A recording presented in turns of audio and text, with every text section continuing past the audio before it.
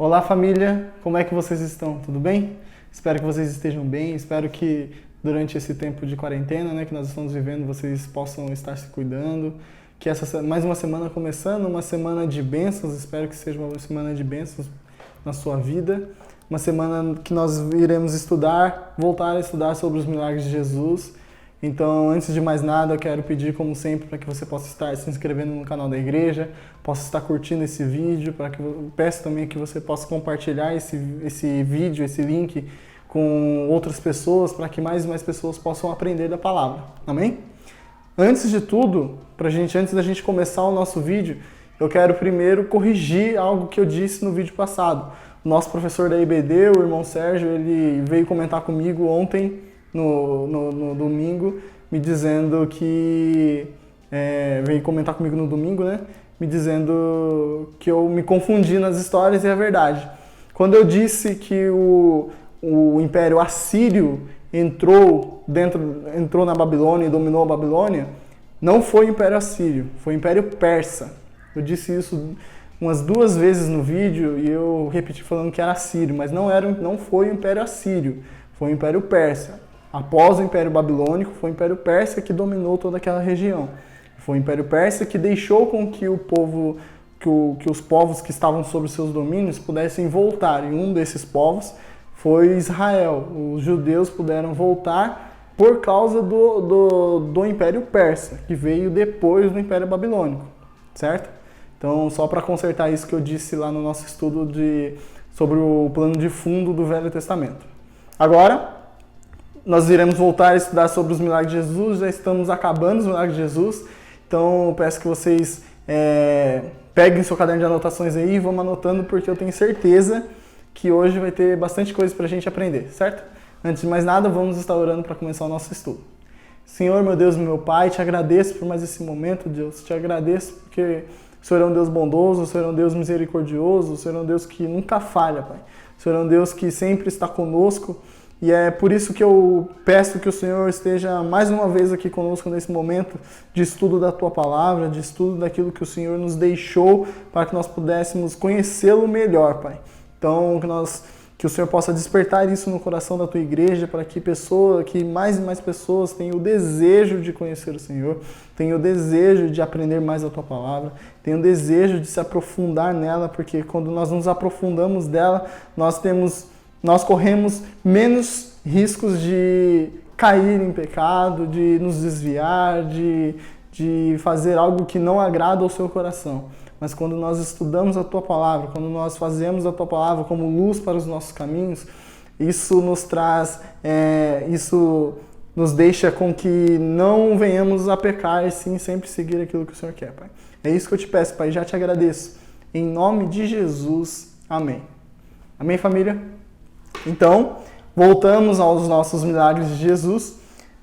Hoje nós iremos falar sobre um milagre que está escrito nos 3 evangelhos sinópticos, que nós já falamos o que é os evangelhos sinópticos. Então, Mateus, Marcos e Lucas são esses evangelhos sinópticos. E esse milagre está escrito lá, nesses 3. Nós iremos nos atentar no escrito que Marcos deixou, para que nós pudéssemos estudar. Eu achei mais interessante o que Marcos escreveu e eu quero compartilhar com vocês. Então, abre lá em Marcos, no Evangelho de Marcos, capítulo 10. Como a gente sempre costuma fazer, antes de entrarmos no milagre em si, nós vamos ambientar o que está acontecendo, onde Jesus está, o que Jesus estava fazendo, que também é bem interessante para que nós tenhamos o que vem antes, o que Jesus veio antes. Então vamos lá. Marcos capítulo 10. No versículo 1 até o versículo 12, Jesus está falando sobre o divórcio. Alguns fariseus chegaram até ele e trouxeram esse questionamento sobre o divórcio. Depois você pode ler. Então Jesus ele começa a falar sobre o divórcio, o que ele tem a dizer sobre o divórcio. E no versículo 1 diz assim, saindo dali, Jesus foi para o território da Judeia e para além do Jordão. É interessante, só para a gente se adaptar, sempre quando você vê na Bíblia que Jesus está saindo do território da Judeia e indo para qualquer outro lugar, ou chegando no território da Judéia, você tenha sempre em mente que nos tempos de Jesus, o Israel era dividido em cinco faixas governamentais. Então tinha a Judéia, a Galiléia e a Pérea, Decápolis e a Cesareia de Filipe. Então era dividido nessas 5. Jesus estava aqui no seu canto direito, vai estar o mapinha dizendo onde que Jesus estava. Então Jesus estava na Judéia e ele estava indo para Jerusalém. Então ele chegou nessa região da Judéia e estava indo para Jerusalém. Jerusalém ficava nessa parte da Judéia. Então na Judéia tinha Jerusalém, tinha Emaús, Jericó, tinha Samaria, tinha Hebrom. Hebrom foi a primeira cidade que o rei Davi ele conquistou. Quando o rei Davi, voltando lá no começo, o rei Davi ele começa o seu reinado, ele vai e conquista aquela terra e Davi reina por cerca de 8 anos, se não me falha a memória, são 8 anos que Davi ele reina ali em Hebrom, e aí depois que ele vai para Jerusalém. Então, Hebrom é uma cidade muito importante e é assim, então ficava tudo nessa região da Judéia. Então vai estar aqui no canto direito o mapinha, vocês olhem aí e vejam onde Jesus estava. Então Jesus ele estava indo para a Judéia. A partir do versículo 13 até o versículo 16, Jesus tem aquele momento que Jesus está com as crianças, que ele pede para que as crianças possam deixar que as crianças venham até ele, porque você tem que ser como criança para entrar no reino dos céus. Então tem toda essa passagem. Depois tem a passagem do jovem rico, que ele faz aquela pergunta icônica, né? Bom mestre, que farei para lhe dar a vida eterna? Então também é muito interessante, depois você pode ler isso daí. Depois fala sobre o perigo das riquezas. Jesus diz que ele vai morrer e ressuscitar. Depois tem o pedido de Tiago e João lá no versículo 35, pedindo para que eles possam se sentar um à direita e outro à esquerda de Jesus quando eles estiverem no céu.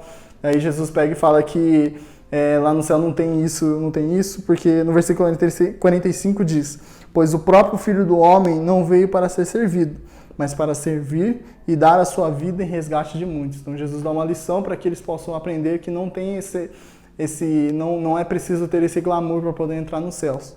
E aí nós entramos no nosso milagre dessa semana, que é a cura do cego de Jericó. Esse é um milagre muito famoso, um milagre muito conhecido. Muitos e muitos pastores já pregaram sobre ele. Então eu acho que já é mais fácil da gente estudá-lo, porque de tanto nós escutarmos, então já está mais fresco na nossa memória. Então vamos ler? Marcos capítulo 10, a partir do versículo 46, diz assim: E foram para Jericó. Quando Jesus saía de Jericó, juntamente com os discípulos e numerosa multidão, Bartimeu, um cego mendigo, filho de Timeu, estava sentado à beira do caminho. E ouvindo que era Jesus, o Nazareno, começou a gritar: Jesus, filho de Davi, tenha compaixão de mim. E muitos o repreendiam para que se calasse, mas ele gritava cada vez mais: Filho de Davi, tenha compaixão de mim. Jesus parou e disse: Chamem o cego. Chamaram então o cego, dizendo-lhe: Coragem, levante-se, porque ele está chamando você. No versículo 50. Atirando a capa para o lado, o cego levantou-se de um salto e foi até onde estava Jesus, que lhe perguntou: O que você quer que eu lhe faça? O cego respondeu: Mestre, que eu possa ver de novo. Então Jesus lhe disse: Vá, você foi salvo porque teve fé. E imediatamente passou a ver e foi seguindo Jesus estrada fora. Então, como eu já disse, esse milagre é um milagre muito conhecido. Então, vamos começar a estudar a partir do versículo 46, que diz assim: E foram para Jericó. Quando Jesus saía de Jericó, juntamente com seus discípulos e numerosa multidão, Bartimeu, um cego mendigo, filho de Timeu, estava à beira do caminho. Então, já no versículo 46, a gente já tem algumas informações que são muito interessantes para a gente poder contextualizar aonde Jesus estava. Lembra que eu falei no começo que Jesus estava lá no território da Judéia, que ele estava indo para Jerusalém? Agora, provavelmente já está aqui de novo, já o mapinha aqui para gente dar uma olhada. No território da Judéia tem Jericó. E Jericó, essa Jericó não é a Jericó que Josué ele derrubou, ele entrou e conquistou. Foi uma das primeiras cidades que Josué entrou e derrubou. Sabe aquela história que eles rodam 7 dias e aí a muralha vem abaixo e eles entram e tomam toda aquela cidade? Essa Jericó não é a mesma Jericó. Por quê? Essa Jericó, quando Josué entrou, ela era uma cidade pequena. Com o tempo, essa Jericó foi crescendo. Então, se você for ler o Evangelho de Lucas, no Evangelho de Lucas ele diz que Jesus estava saindo de Jericó, né? Falando desse milagre, né? Jesus estava saindo de Jericó. Estava chegando em Jericó, desculpa. Em Lucas fala que Jesus estava chegando em Jericó. Marcos diz que Jesus estava saindo. Parece que tem uma contradição, não é? Mas não. Quando fala isso é porque Jesus existia no tempo de Jesus essa Jericó, que era uma nova Jericó, era a Jericó do Novo Testamento, era uma Jericó maior, uma Jericó que lá tinha o palácio do rei Herodes, onde ele passava o inverno. Então era uma Jericó mais sofisticada, onde tinham mais coisas para se fazer do que a Jericó do Antigo Testamento.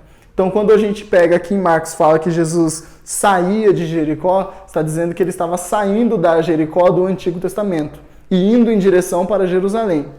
E que para chegar em Jerusalém ele tinha que passar por essa Jericó do Novo Testamento. Em Lucas, diz que Jesus estava chegando em Jericó. Quando fala que estava chegando em Jericó, diz que ele provavelmente estava chegando na Jericó do Novo Testamento. Então não há uma contradição, é a mesma cidade, só que com algumas partes da cidade diferentes. Deu para entender? Espero que vocês tenham entendido. Se não entenderam, pode mandar mensagem, pode falar aí no comentário que a gente vai estar interagindo com vocês. Seguindo então, Jesus ele saía de Jericó e juntamente com seus discípulos e numerosa multidão, Bartimeu, um cego mendigo, filho de Timeu, estava sentado à beira do caminho. Aqui a gente já aparece, já temos o nosso personagem do nosso milagre dessa semana, que é Bartimeu, o famoso Bartimeu, filho de Timeu. Uma coisa interessante também aqui, já nesse versículo 46, é que os cegos, os doentes, eles tinham o costume de ficar sim à beira da estrada pedindo esmola. Aqui ele já diz que ele era um cego mendigo. Então ele estava ali pedindo esmola, ele estava ali pedindo dinheiro para que pudesse sobreviver, pedindo comida, pedindo alguma coisa. Ele era pedinte, ele era mendigo, ele estava ali na beira da estrada. E isso era um costume daquela época, que os mendigos, os doentes, os cegos, toda essa classe que às vezes era até marginalizada, eles ficavam à beira da estrada pedindo. Então isso era um costume, era comum você ver cegos, paralíticos, doentes, leprosos, todos assim nas estradas pedindo. Leprosos nem tanto, porque leprosos tinham que ficar bem excluídos da sociedade mesmo. Eles ficavam extremamente à margem da sociedade, sozinhos, num grupo sozinho mesmo, que eles não podiam ter contato com ninguém. Mas cegos, doentes, todo esse grupo de pessoas ficavam sim, tinha esse costume de ficar nas estradas. No versículo 47 diz: E, ouvindo que era Jesus, o Nazareno, começou a gritar: Jesus, filho de Davi, tenha compaixão de mim. Então, ele já tinha ouvido falar, como nós sempre repetimos aqui nos nossos estudos, Jesus já era bastante conhecido naquela redondeza, naquele povoado, naquela cidade. Lá em Israel mesmo, Jesus já era bastante conhecido. Então, no versículo 47 diz: E ouvindo que era Jesus, o Nazareno, então Jesus também provavelmente era um nome comum, então muitas pessoas se chamavam de Jesus. Então precisava dizer quem era esse Jesus, era Jesus o Nazareno, aquele que curava, aquele que ressuscitava, aquele que se dizia ser o Filho de Deus. Então quando ele ouviu que era Jesus o Nazareno, começou a gritar: Jesus, filho de Davi, tenha compaixão de mim. E por que ele gritava que Jesus, filho de Davi? Jesus não era filho de Davi. O pai de Jesus aqui na terra era José, que foi casado com Maria, sua mãe. Por que que o cego Bartimeu, ele dizia Jesus, filho de Davi? Porque Jesus, uma vez nós já falamos nos nossos estudos, que Jesus ele era da linhagem de Davi. Jesus ele era da tribo de Judá. Davi era da tribo de Judá. Então, Jesus vem dessa linhagem de Davi, essa linhagem real, essa linhagem que vem de Davi mesmo. Por isso que eles falam que Jesus, filho de Davi, não que ele seja filho direto, mas que é da linhagem, entendeu? É um antepassado de Jesus. Então, versículo 48. E muitos o repreendiam para que se calasse, mas ele gritava cada vez mais: Filho de Davi, tenha compaixão de mim. Então as pessoas que estavam ao redor pediam para ele ficar quieto. Fica quieto, porque o mestre está passando, deixa ele passar, ele não vai te ver. Nós somos marginalizados, nós somos aqueles que são deixados para trás, nós somos aqueles que são esquecidos.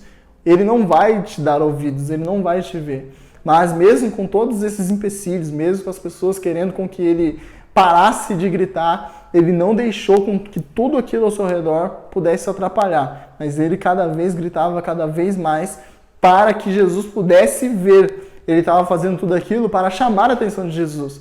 Porque Jesus, como nós já dissemos, Jesus ele era famoso. Então por onde Jesus passava, havia uma multidão ao redor de Jesus. Então, muitas pessoas falando, muitas pessoas tocando, muitas pessoas querendo fazer alguma coisa, e ele tinha que fazer algo de diferente para que pudesse chamar a atenção do mestre.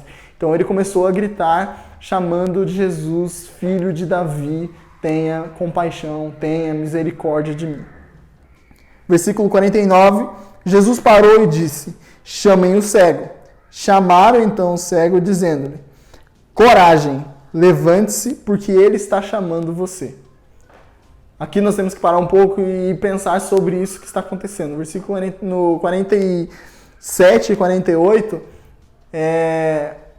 o Bartimeu ele começa a tentar chamar a atenção de Jesus. Chega um determinado momento que Jesus para, ouve e fala assim: então chama aquele cego lá que agora eu quero saber o que ele quer, por que tanto ele está me chamando. Então as pessoas vão até ele e falam: coragem, levante-se, porque ele está chamando você. Um ensinamento para nossas vidas nesse versículo é que para nós irmos até Jesus, temos que ter coragem. Nós não podemos ter medo, nós não podemos ter desconfiança para ir até Jesus. Nós temos que ter coragem. Coragem para ir, coragem para enfrentar os nossos medos, coragem para enfrentar todos os desafios que estão ao nosso redor. Coragem. Jesus nos pede coragem para viver a vida cristã. Uma vida cristã não é uma vida fácil, não é uma vida de vento em polpa, mas sim é uma vida de coragem, de lutas e de vitórias, de lutas e de vitórias. O vitorioso só vence porque é corajoso. Então, coragem, porque ele está te chamando. Se ele está te chamando, coragem, vá. Não olhe para trás, não desista. Siga para o alvo. Olhe para Jesus, porque ele está te chamando. Amém? Versículo 50 diz assim: atirando a capa para o lado, o cego levantou-se de um salto e foi até onde estava Jesus. Versículo 50, ele nos dá uma informação interessante, que o Bartimeu ele usava uma capa. Por que ele usava essa capa? Essa capa, ela era como se fosse uma autorização para que ele pudesse ser mendigo. Não era você não poderia mendigar assim, qualquer um chegar mendigando. Você tinha que ter essa autorização para ser um mendigo. Então, para ser um mendigo não, para mendigar, né? Para ficar ali na beira da estrada. Então, você tinha essa capa que era dado como uma autorização para que você pudesse fazer isso. Então, ele largando essa capa, largando essa autoridade, largando essa vida de mesquinhez, ele levantou num salto e foi até onde estava Jesus. Ele teve coragem de se levantar, largar aquela mesquinhez, aquela vida que ele tinha e ir até o encontro de Jesus. E que Jesus lhe perguntou: o que você quer que eu lhe faça? Você está chamando tanto, você está gritando tanto, o que você quer que ele faça? Jesus ele chega para você, você está há tanto tempo orando por alguma coisa, ora e ora e ora e ora. E aquilo, quando Jesus ele olha para você e fala assim, o que você quer que eu lhe faça? Qual é a sua resposta? O que você diz? Você sabe aquilo que você quer? Ou você ora por aquilo que você deseja? Você sabe aquilo que você necessita? Jesus ele faz essa pergunta. O que você quer que eu lhe faça? E o cego respondeu, mestre, que eu possa ver de novo. Ele poderia ter dado tantas e tantas respostas para Jesus. Eu quero dinheiro, eu quero comida, não quero mais ser mendigo, Poderia dar tantas e tantas respostas, mas ele foi direto ao ponto, foi direto àquilo que ele realmente necessitava, que era voltar a enxergar. E o versículo 25 diz, então Jesus lhe disse, vá, você foi salvo porque teve fé. E imediatamente passou a ver e foi seguindo Jesus estrada fora. Então assim, naquele mesmo instante, o cego Bartimeu, ele deixou de ser esse cego e passou a enxergar, voltou a enxergar. E uma frase interessante que Jesus diz é, vá, você foi salvo porque teve fé. Esse salvo, eu estava vendo e eu até conversando com o nosso pastor, nós chegamos à conclusão e depois eu fui ver também essa palavra no grego, o que quer dizer essa palavra salvo no grego, o que Marcos quis dizer com isso. Esse salvo, ele não quer dizer que foi salvo em Cristo Jesus, salvo para a vida eterna. Não. Esse vá, você foi salvo porque teve fé, essa salvação vem da salvação da doença que ele tinha, ou daquilo que ele estava esperando. Ele era cego, então ele foi salvo dessa cegueira para que agora ele pudesse voltar a enxergar. Então é isso que quer dizer essa salvação, certo? Só para ficar claro que ele não foi salvo nesse momento, salvo em Cristo Jesus, salvo para a vida eterna. E sim foi salvo da doença que ele tinha. E imediatamente passou a ver e foi seguindo Jesus estrada afora. Isso é o reflexo daquilo que acontece na vida de todo aquele que tem um encontro com Cristo. Você tem um encontro com Cristo, Jesus realiza um milagre na sua vida e você começa a seguir a Cristo estrada fora. Se você teve um encontro com Cristo, eu tenho certeza que Cristo realizou um milagre na sua vida. Como eu sempre digo, o maior milagre que Jesus pode ter realizado, ter feito em nossas vidas, é o milagre da salvação. E se um dia você foi salvo por Ele, o próximo passo é você segui-lo estrada fora. É você segui-lo com a sua vida. É você segui-lo até que Ele venha. Ou até que você vá até Ele. Alguma coisa vai acontecer. Ou você vai antes até Ele, ou até Ele que Ele venha nos buscar para morar com Ele para sempre. Mas esse é o passo de todo cristão. Ser encontrado por Ele, ser salvo por Ele e segui-lo e devotar a sua vida inteira a Ele. Que você possa parar e pensar como que está a sua vida cristã nesse momento. Eu tenho essa vida de devoção, eu tenho seguido a Cristo estrada fora, eu já tive um real encontro com Cristo, aquele que mudou a minha vida e que hoje eu posso dizer que havia um antes do Bruno e um depois do Bruno. Pense, se você ainda não teve, você tem a oportunidade de entregar a sua vida àquele que pode fazer isso por você. Aquele que pode te salvar de uma doença, mas também aquele que pode salvar da morte eterna e que você possa viver com Ele para todo sempre. Mas para isso, você primeiro tem que ter esse encontro com Cristo. Amém? Espero que vocês tenham gostado, espero que esse estudo possa ter entrado nos nossos corações, possa ter caído em terra fértil e que agora você com sua família continue esse estudo, continue lendo, continue tirando coisas, continue que essa palavra possa saltar aos seus olhos e isso possa ir cada vez mais entranhando dentro do seu coração. Amém? Deus abençoe vocês.